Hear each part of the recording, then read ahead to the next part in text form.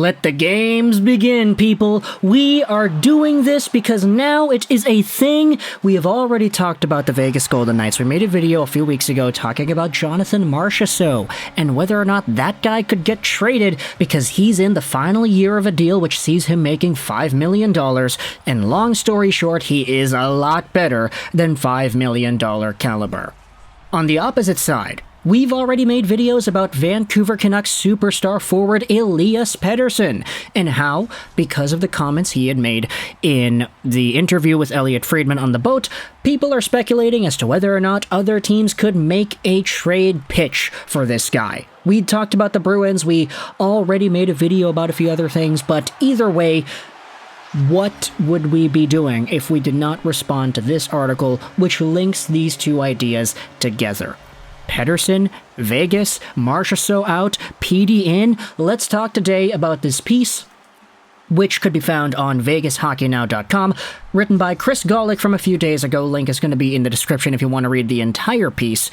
But essentially, what Golick's main point in this article is, and it's an editorial by the way, it's an opinion piece, the Vegas Golden Knights should acquire Elias Pettersson if Jonathan Marchessault and Chandler Stevenson don't get extensions. Now, okay, before we proceed with that, let's just build off of that title by itself. Marchessault and Chandler Stevenson. What are these guys' probable dollar amount earning potentials, and where are they now?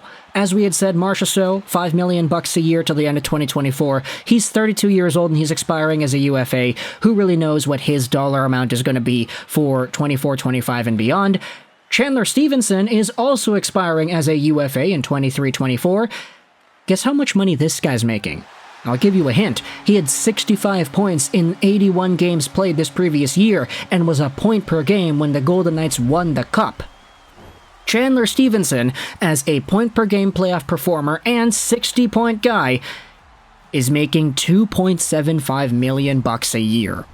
Now, granted, this contract has been a pretty long one. It was signed back in 2020. He started making this amount of money when he was initially one of the earlier Golden Knights, and he had started to produce after being a depth guy for Washington all those years.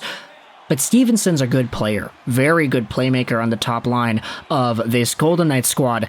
Or, not top line anymore, sorry, Jack Eichel is there. But, lo and behold, Stevenson's a guy who could get a substantial pay raise too. He's 29 years old, coming off a Stanley Cup victory. He's due for an extension throughout the year, and if he doesn't get that extension and he continues playing pretty well for next year, there's no reason why this guy cannot get a significant pay increase.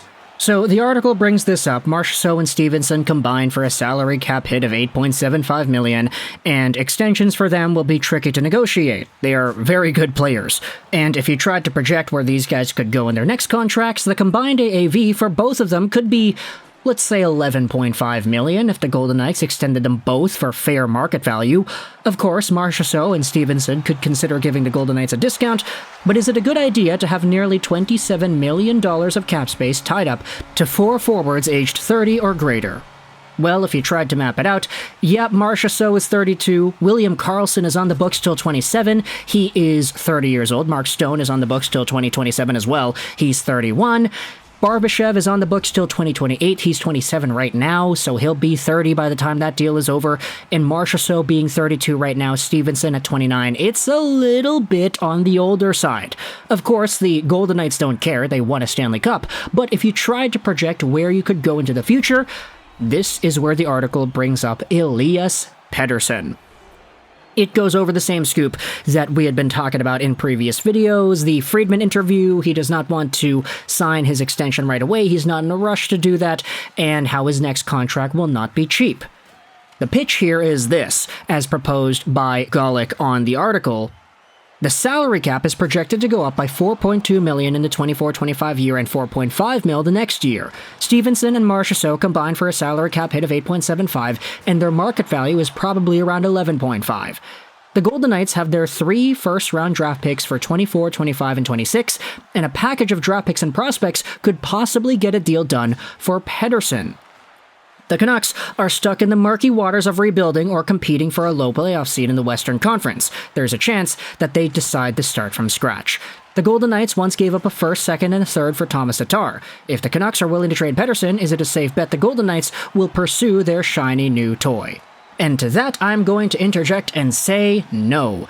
Yes, the article does its research, yes, the article does its due diligence, and it presents an argument that says, okay, what if? What if? That's fine, you know, you can make editorial pieces, it's whatever. But I have the right to go out there and make a video responding to that, and I'm gonna go out there and say no. Because firstly, the moment you started comparing Elias Pettersson to Tomas Tatar, you started to lose me a little bit.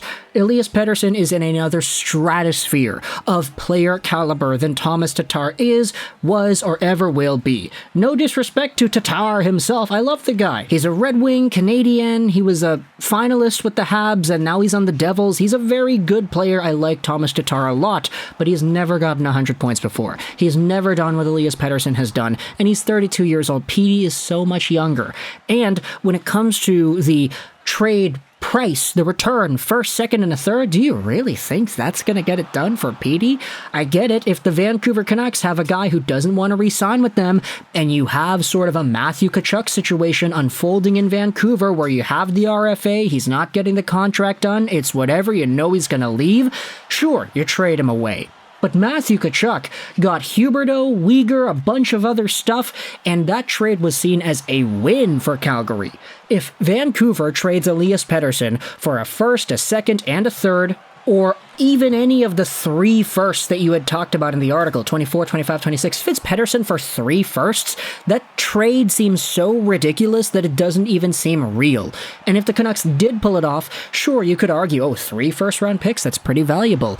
But those are all maybes. It depends on where the Vegas Golden Knights finish in the standings, which based off of how they performed recently, it's not going to be pretty far down. It's probably going to be somewhere in the 20-plus range. And so if the Vancouver Canucks trade Pettersson for 3 20-plus overall picks in the next few years, that's an absolute L. Huge L. The Golden Knights don't even have many prospects that I feel would be worth it to even consider in an Elias Pettersson trade because they trade all their prospects away. Here's the Golden Knights draft history. Let's go over to their Hockey DP page and talk about, okay, David Edstrom, 32nd overall. Yeah, no, not a good enough prospect to even think about for Petey. Zach Dean, 30th overall, 2021. Sorry, I like Dean. I like the Gatineau Olympic system that he came from. Not great enough. Brendan Brisson, not good enough either. Lucas Cormier, he's a good defenseman, but definitely not guaranteed enough for an Elias Pettersson trade. Even if you package these guys all together, you're trading a whole bunch of maybe for a 100-point caliber guy. Add on all the draft picks and this still doesn't work out. Vancouver is not going to settle for anything less than a very talented roster forward, plus some prospects, plus some picks in an Elias Pettersson trade, if you even wanted to hypothesize what it would take to pry him away from that team.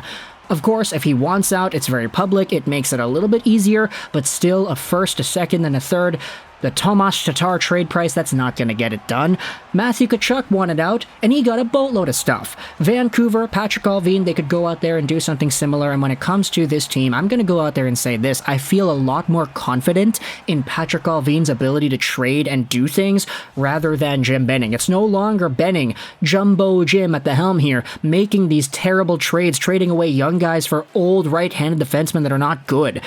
This is a guy who has been very methodical, very cerebral in his trades, and sure, you could disagree with the philosophy behind them. Why did they trade the first-round pick away for Filip Hronek? But at the end of the day, they get themselves a roster player that helps them out and is one of the better right-handed defensemen on the team, if not the absolute best already, if you wanted to think about it like that. So let me know your thoughts in the comment section below about this idea of Pettersson to the Golden Knights for a package of picks and prospects, assuming he does not want to stay in Vancouver and assuming the Golden Knights do not re-sign Marchessault and Stevenson. There's a lot of assumings and there's a lot of stipulations that make this a possibility, but at the end of the day, the article was published. It's going to be linked in the description if you wanted to read more. There's a lot more in the article, just going over the meat and potatoes of the situation, but you know, I just wanted to make my video responding to it. So thoughts in the comment section below, Vegas and Pettersson. I hope you enjoyed this video,